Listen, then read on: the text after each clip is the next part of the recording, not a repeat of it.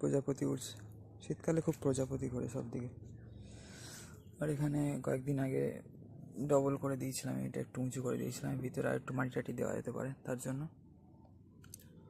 এবং জল টলগুলোও ফেলা যায় ভালো হবে। যাই হোক, বন্ধুরা সবাই ভালো থাকবেন, সবাইকে হরে কৃষ্ণ, রাধে রাধে।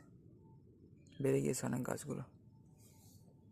আর আমাদের যে গোলাপ ফুলের গাছ সেগুলো দেখাচ্ছি, ছোটো ছোটো গোলাপ হয়েছে খুব সুন্দর, সেগুলো দেখাচ্ছি।